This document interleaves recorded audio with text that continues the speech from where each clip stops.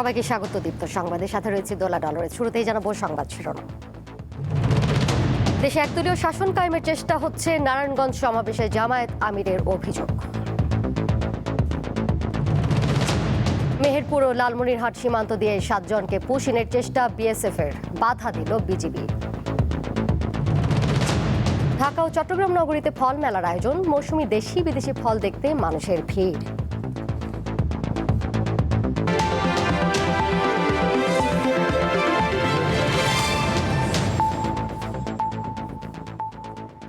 BNP দেশে একদলীয় শাসন কায়েম করার চেষ্টা করছে বলে অভিযোগ করেছেন বিরোধী দলীয় নেতা ও জামায়াত ইসলামীর আমির ডাক্তার শফিকুর রহমান।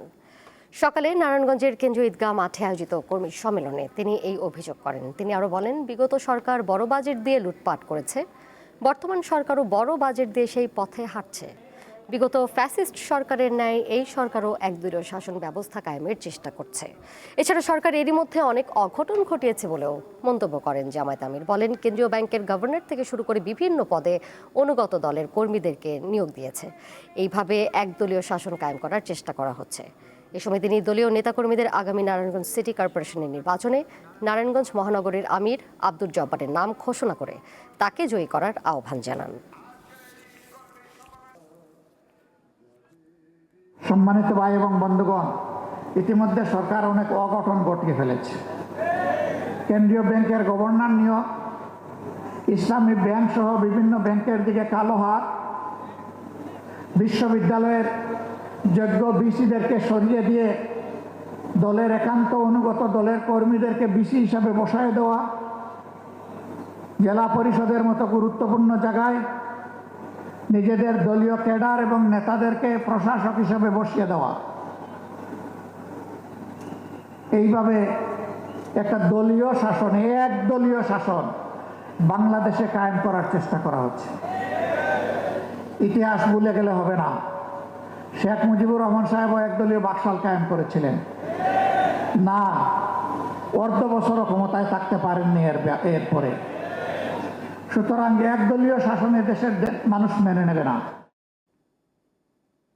মেহেরপুর ও লালমনিরহাট সীমান্তে 7 জনকে পুশিনের চেষ্টা করেছে বিএসএফ, তবে সেই চেষ্টা সফল হতে দেয়নি বিজিবি।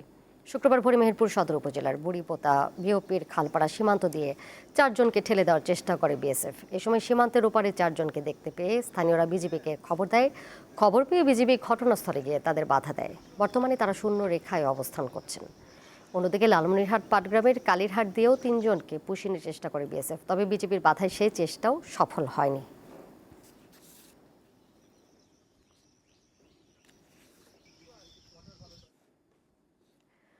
রাজধানীতে স্থিতিশীল রয়েছে সবজির দাম, তবে ক্রেতাদের বেশি অভিযোগ রয়েছে চাল, ডাল ও মাছের দাম নিয়ে। এছাড়া পেঁয়াজ বিক্রি হচ্ছে গত সপ্তাহের দামেই। রাজধানীর কারওয়ান বাজারে শাকসবজির সরবরাহ এখনও বেশ ভালো, দাম নিয়েও ক্রেতার অভিযোগ অনেকটা কম।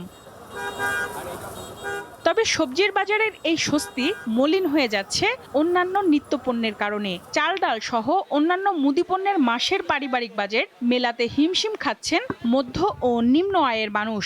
তেলের 4 টাকা লিটারে বাড়ছে, বাড়ার পরও তেলের সরবরাহ ঠিক রাখে নাই। 4-5টা কোম্পানি তেল দিত, 1 বা 2টা কোম্পানি তেল দিচ্ছে, তাও অ্যাভেলেবেল না। সবজির দাম মোটামুটি কম আছে বর্তমানে বাজারে।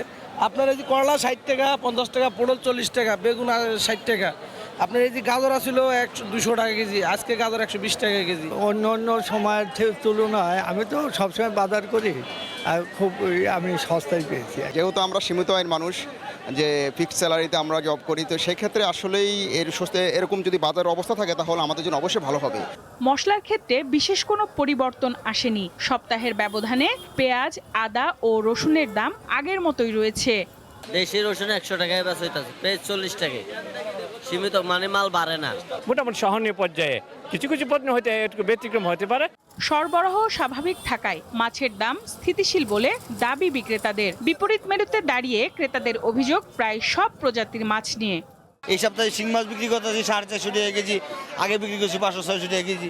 শৈল মাছ আগে আসলে 1000 টাকা কেজি, আজকে বিক্রি করছি 800 টাকা কেজি। মাছের সাপ্লাই আছে, কিন্তু আসলে মাছের দামটা একটু বাড়তি, যেমন ইলিশের দামটা একটু বেশি আছে। কোরবানির পরপর থাকা উচিত ছিল একটু অ্যাভারেজ রিজনেবল প্রাইস, বাট আজকে একটু হাই প্রাইস মনে হয়েছে অ্যাভারেজ সব কিছু দিক থেকে। 5 টাকা 10 টাকা কম বেশি আর কি। গত সপ্তাহে যেমন 200 করে ছিল, এখন 210 টাকা এরকম মাছ।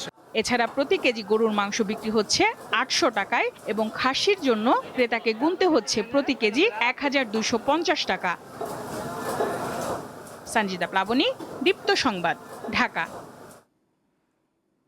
গাইবান্ধায় পরিত্যক্ত কলা গাছ থেকে তৈরি হচ্ছে ফাইবার। ব্যতিক্রমে এই উদ্যোগ গ্রহণ করেছেন সদর উপজেলার কোমরনই গ্রামের 2 ভাই। বর্তমানে তাদের কারখানায় কর্মসংস্থান হয়েছে অনেকের।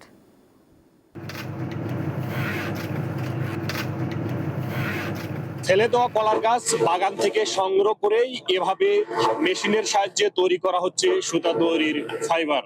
ব্যতিক্রমধর্মী এই উদ্যোগটি গ্রহণ করেছে গাইবান্ধা সদর উপজেলার পশ্চিম কোমরনইর বাহির বন এলাকার 2 ভাই আশিক ও শাওন। ব্যানানা ফাইবার এটা আসলে নানানমুখী ব্যবহার। আমি আসলে মূলত প্রথমে এটা ইউটিউবে দেখি, ইউটিউবে দেখার পর আমার যে ভাই আছে শাওন, ওকে আমি বলি যে ভাই এটা তো আমাদের এই অঞ্চলে তো অনেক কলা গাছ। তো ও আমাকে বললো যে হ্যাঁ ভাই এটা করা যায়। এরপরে মূলত আমরা শুরু করি, এরপর আমরা মেশিন নিয়ে আসি এবং একটা কারখানা, আমরা ছোট করে একটা কারখানা দিয়ে দিছি। এখন মোটামুটি আমরা এখানে 2টা মেশিনে 15 থেকে 16 জন লোক কাজ করতেছি। আমার যেটা মনে হয়, চাকরির পিছনে না দৌড়িয়ে যদি উদ্যোক্তাটা যদি সফলভাবে আমরা পরিচালনা করতে পারি, এর মাধ্যমে আমাদের গ্রামের যে বেকার যে ছেলেরা আছে তারা অন্যান্য বড় পরিসরে করা সম্ভব। প্রথম দিকে কলার গাছ থেকে সুতা তৈরির ফাইবার তৈরির বিষয়টি স্থানীয়দের কাছে হাসি ঠাট্টা মনে হলেও বর্তমানে তাদের 2 ভাইয়ের কারখানায় অনেক নারী পুরুষের এই কর্মসংস্থান তৈরি হয়েছে। বলে মেলে কি ব্যবসা করো, এগুলো একটা ব্যবসা হইলো। তারপরে দেখে আস্তে আস্তে এগুলো কেন ভালো হচ্ছে, উন্নতি। 15-20 জন ছেলে বা 2-4 জন মহিলাও কাজ করতেছে। শ্রমিকদের খোঁজ খবর নেওয়ার পাশাপাশি আর্থিকভাবে ঋণ সহযোগিতার আশ্বাস দেন গাইবান্ধা বিসিকের এই কর্মকর্তা। তাদের সাথে কথা বলে দেখব, তাদের যদি কোনো কারিগরি সহযোগিতা প্রয়োজন হয় আমরা সহায়তা করব এবং এটা কিছু কিছু ক্ষেত্রে পাটের বিকল্প হিসাবে ব্যবহার করা যাবে বলে আমরা আশা করছি। তাদের এখানে সুতা তৈরির ফাইবার প্রতি কেজি বিক্রি করা হচ্ছে 150 থেকে 500 টাকা। রাজধানী ঢাকা সহ এর চাহিদা রয়েছে বিভিন্ন জেলায়। গাইবান্ধা থেকে আতোয়ার রহমান রানা, দীপ্ত সংবাদ। রাজধানীর খামারবাড়িতে কৃষিবিদ ইনস্টিটিউশন মিলনায়তন মাঠে চলছে 3 দিন ব্যাপী জাতীয় ফল মেলা। কৃষক, উদ্যোক্তা ও কৃষি সংশ্লিষ্ট বিভিন্ন প্রতিষ্ঠানের অংশগ্রহণে শুরু হয় মেলা। চলছে প্রতিদিন সকাল 8টা থেকে রাত 8টা পর্যন্ত। মেলায় দেশি বিদেশি শতাধিক জাতের ফলের সমাহার হয়েছে। সাধারণ মৌসুমে ফলের পাশাপাশি এখানে বিশেষ নজর কাটছে 5 কেজি ওজনের ব্রুনাই কিং আম ও নানা জাতের পাহাড়ি ফল। মেলায় আম, কাঁঠাল, লিচু ও আনারস সহ বিভিন্ন প্রচলিত ও অপ্রচলিত ফলের প্রদর্শনী ও কেনা বেচা চলছে। ফলের পাশাপাশি মধু, মাশরুম ও অন্যান্য কৃষি পণ্য মিলছে এখানে। দর্শনার্থীরা নিরাপদ ফল কেনার পাশাপাশি ফল চাষ ও সংরক্ষণের আধুনিক প্রযুক্তি সম্পর্কেও তথ্য জানতে পারছেন। দেশেও ফলের বৈচিত্র্য উপভোগ করতে মেলা প্রাঙ্গণে ভিড় করছেন শত শত মানুষ। মেলা শেষ হবে আগামীকাল।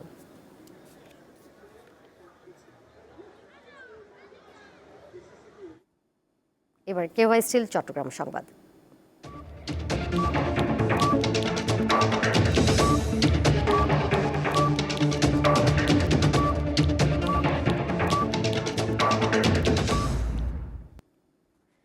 দেশীয় ফলের সঙ্গে নতুন প্রজন্মের পরিচিতি করানো এবং পুষ্টিকর খাদ্যাভ্যাস গড়ে তোলার লক্ষ্যে চট্টগ্রামে আয়োজন করা হয় ফল উৎসব।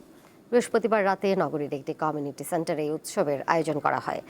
টিভি ক্যামেরা জার্নালিস্ট অ্যাসোসিয়েশন এই আয়োজন করে। ফল উৎসবের উদ্বোধন করেন চট্টগ্রাম সিটি কর্পোরেশনের মেয়র ডাক্তার শাহাদাত হোসেন।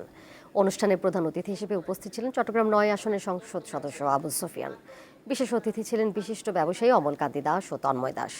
অনুষ্ঠানে টিভি ক্যামেরা জার্নালিস্ট অ্যাসোসিয়েশনের সভাপতি এনামুল হক সভাপতিত্ব করেন। সংগঠনের সাধারণ সম্পাদক আশরাফুল আলম মামুনের সঞ্চালনায় বিভিন্ন গণমাধ্যম, সামাজিক ও পেশাজীবী সংগঠনের নেতারা অনুষ্ঠানে অংশ নেন।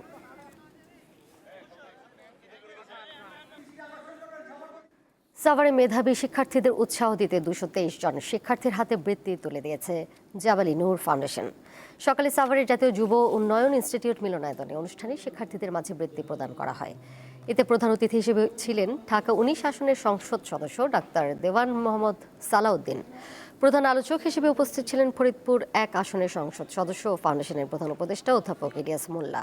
অনুষ্ঠানে জানানো হয় ঢাকা জেলার 11টি শিক্ষা প্রতিষ্ঠানের প্রায় 1000 শিক্ষার্থী বৃত্তি পরীক্ষায় অংশ নেয়। সেখান থেকে মেধার ভিত্তিতে নির্বাচিত 223 জন শিক্ষার্থীকে মেধা ও সাধারণ ক্যাটাগরিতে বৃত্তি প্রদান করা হয়।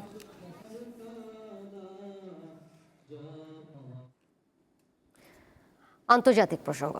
ওয়েস্ট এশিয়ার যুদ্ধের অবসান ঘটাতে ইরানের সঙ্গে যুক্তরাষ্ট্রের পরিকল্পিত শান্তি আলোচনা আজ শুক্রবার অনুষ্ঠিত হচ্ছে না বলে জানিয়েছে সুইজারল্যান্ড। মার্কিন ভাইস প্রেসিডেন্ট জেডি ভ্যান্সের সুইজারল্যান্ডের সফরের পরিকল্পনা হঠাৎ বাদ দেওয়ায় এই পরিস্থিতি তৈরি হয়। ফলে একটি স্থায়ী যুদ্ধবিরতি আদৌ সম্ভব কিনা তা নিয়ে নতুন করে অনিশ্চয়তা দেখা দিয়েছে। গতকাল বৃহস্পতিবার রাতে হোয়াইট হাউসের এক বিবৃতিতে বলা হয়েছে, এই আলোচনার সার্বিক প্রস্তুতি ও ব্যবস্থাপনা কখনোই সহজ বা আগে থেকে অনুমান করার মতো ছিল না। তবে পরিকল্পনা চূড়ান্ত হওয়া মাত্রই জেডি ভ্যান্স ও মার্কিন প্রতিনিধি দল রওনা হওয়ার জন্য প্রস্তুত ছিল বলে বিবৃতিতে উল্লেখ করা হয়। শেষ করব দীপ্ত সংবাদ, যাবার আগে শিরোনামগুলো জানিয়ে দেব আরও একবার। দেশে একদলীয় শাসন কায়েমের চেষ্টা হচ্ছে, নারায়ণগঞ্জ সমাবেশে জামায়াত আমিরের অভিযোগ। মেহেরপুর ও লালমনিরহাট সীমান্ত দিয়ে 7 জনকে পুশিনের চেষ্টা বিএসএফের, বাধা দিল বিজিবি। ঢাকা ও চট্টগ্রাম নগরীতে ফল মেলার আয়োজন, মৌসুমি দেশি বিদেশি ফল দেখতে মানুষের ভিড়।